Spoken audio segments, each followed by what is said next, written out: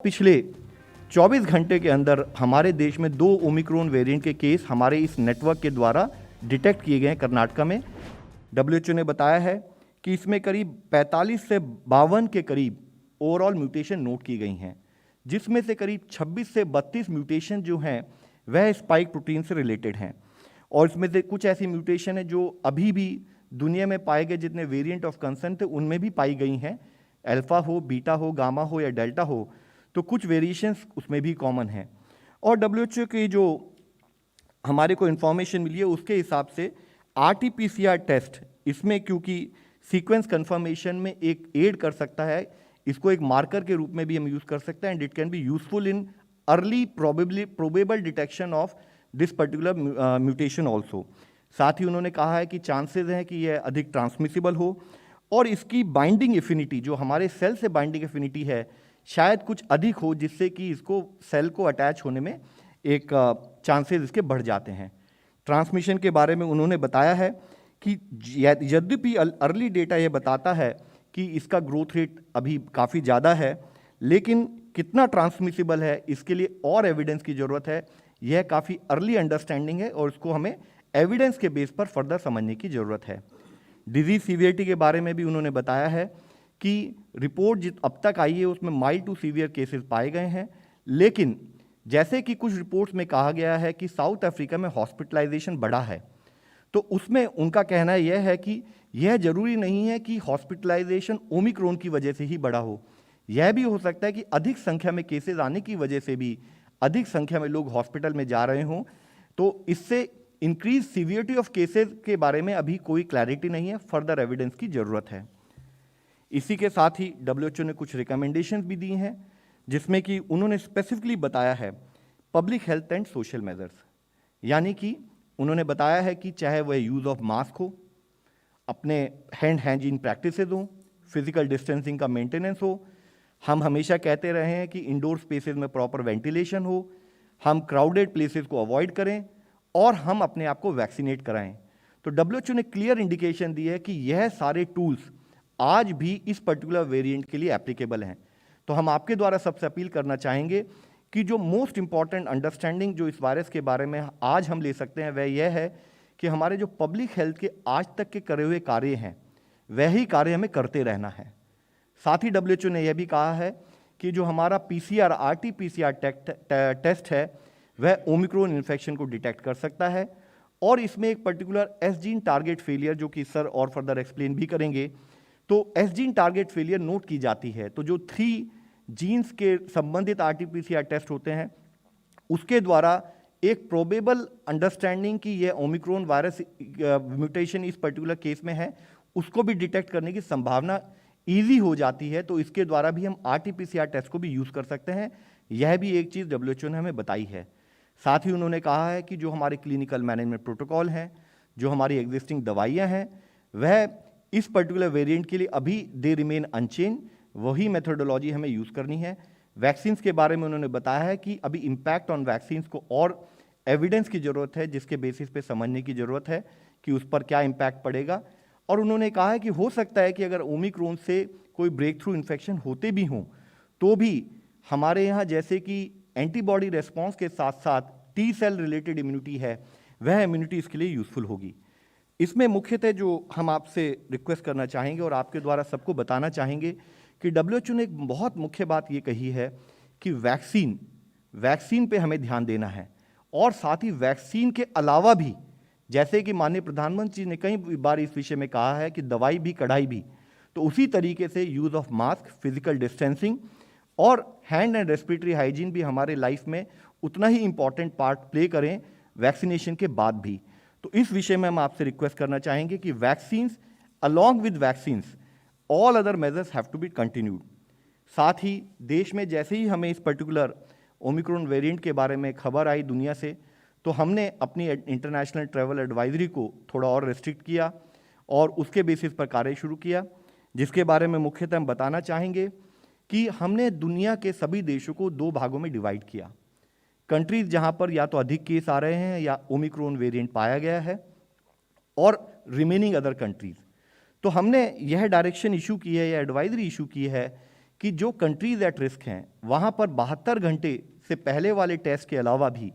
अगर कोई यात्री वहाँ से आते हैं तो उनको कंपलसरी RT-PCR टेस्टिंग एयरपोर्ट पर करानी पड़ेगी, और अगर उनका रिजल्ट पॉजिटिव आता है तब क्लिनिकल मैनेजमेंट प्रोटोकॉल के द्वारा उनका इलाज किया जाएगा, और उसके साथ ही उनका सैंपल जीनोमिक सीक्वेंसिंग के लिए भेजा जाएगा कि कहीं उसमें ओमिक्रॉन वेरिएंट तो नहीं है। इसके साथ ही अगर उनका टेस्ट नेगेटिव आता है तो हम उनसे रिक्वेस्ट करेंगे कि वह होम क्वारंटाइन में 7 दिन रहें, और 7 दिन होम क्वारंटाइन में रहने के बाद 8वें दिन फिर से रीटेस्टिंग कराएं। इसी के साथ ही फिर अगर उनका वहाँ पर भी नेगेटिव आता है तो वायरस का इंक्यूबेशन पीरियड क्योंकि 14 दिन माना जाता है, तो हमने उनसे रिक्वेस्ट की है कि उसके बाद भी 7 दिन नेगेटिव होने के बाद भी, यानी कि पूरे 14 दिन के पीरियड के लिए वो सेल्फ मॉनिटरिंग की उस स्थिति में रहें। साथ ही वह देश जो कि एट रिस्क की कैटेगरी में आज नहीं आते, लेकिन जिस गति से यह वेरिएंट फैल रहा है या ओवरऑल यूरोप या कुछ देशों में अधिक केस नोट किए जा रहे हैं, तो हमने यह भी कहा है कि बाकी देशों से आने वाले यात्रियों को भी 2% लो पैसेंजर्स को हम RT-PCR टेस्टिंग के द्वारा टेस्ट करेंगे, और अगर वह नेगेटिव आते हैं तो उनको 14 दिन सेल्फ मॉनिटरिंग करनी है। यह रिवाइज्ड गाइडलाइंस हमारी 1 दिसंबर से इम्प्लीमेंटेशन में आ चुकी हैं, और अब तक अगर हम सुबह 8 बजे तक का डेटा देखें तो देश में ऐसी 37 फ्लाइट लैंड की पिछले एक दिन में, और उसमें 7,976 पैसेंजर्स आए जिनको कि RT-PCR टेस्ट एयरपोर्ट पर किया गया, और उसमें से 10 पैसेंजर्स RT-PCR पॉजिटिव थे, तो जिनका जीनोमिक सैंपल भी हमने कलेक्ट करके भेज दिया है। इस विषय में हम WHO की गाइडलाइन, WHO की जो एडवाइस है उसको भी हाईलाइट करना चाहेंगे कि WHO ने कहा है कि हम ब्लैंकेट ट्रैवल बैन ना लगाएं देश, और साथ ही कहा है कि एविडेंस बेस्ड और रिस्क बेस्ड अप्रोच के तहत हम अपने स्क्रीनिंग ऑफ पैसेंजर्स बढ़ाएं, अपनी टेस्टिंग बढ़ाएं, और क्वारंटाइन रिलेटेड अपनी जो प्रोसेस है उनको और स्ट्रेंथन करें, उसके तहत ही हम लोग कार्य कर रहे हैं। इसके साथ ही इंसाकॉक का एक नेटवर्क हमारे देश में बनाया था, जिसके तहत 37 लैब में हम लोग वेरिएंट डिटेक्ट कर रहे हैं। यहाँ हम आपसे ये बताना चाहेंगे कि पिछले कुछ माह से, अप्रैल से, देश में जो डोमिनेंट म्यूटेशन हमने देखी है वह डेल्टा वेरिएंट और AY सबलीनेज जो डेल्टा का वेरिएंट है वही है, और पिछले 24 घंटे के अंदर हमारे देश में 2 ओमिक्रॉन वेरिएंट के केस हमारे इस नेटवर्क के द्वारा डिटेक्ट किए गए हैं कर्नाटका में, जिसकी रिपोर्ट कल रात काफ़ी लेट आई थी, जिसको हम आपके सामने रखना चाहेंगे। और वह जो 2 केस हैं उनके बारे में हम बताना चाहेंगे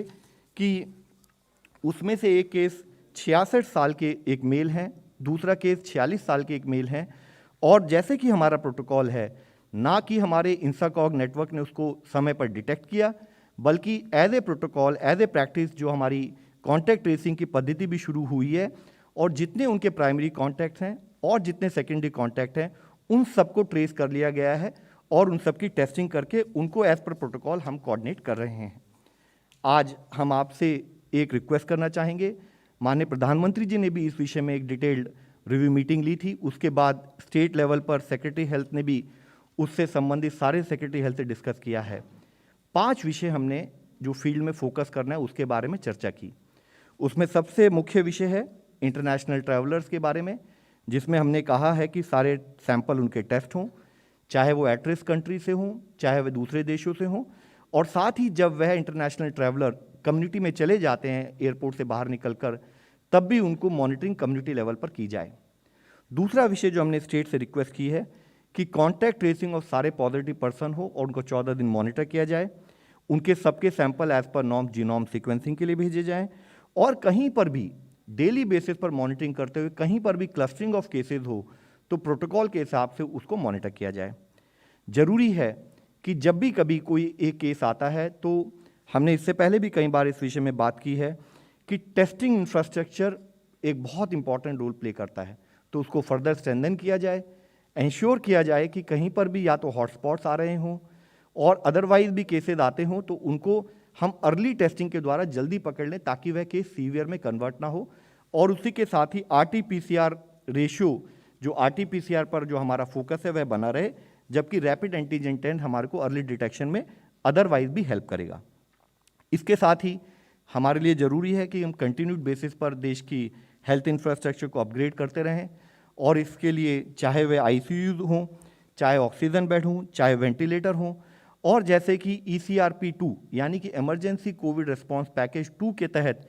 23,000 करोड़ रुपए जैसे सैंक्शन हुए थे और जिसके तहत पिछले कुछ महीनों से देश का हेल्थ इंफ्रास्ट्रक्चर फर्दर अपग्रेड किया जा रहा है स्टेट से रिक्वेस्ट करते हुए,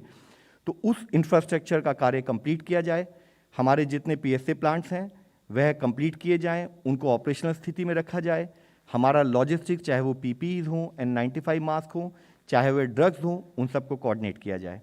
और सबसे मुख्य विषय जो कि हम आपसे भी अपील करना चाहेंगे, community sensitization, community level awareness. तो जिसके लिए ज़रूरी है कि हम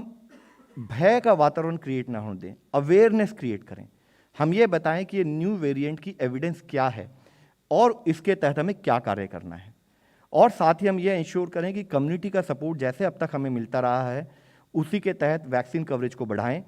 और कोविड अप्रोप्रिएट बिहेवियर को हम लोग फॉलो करते रहें।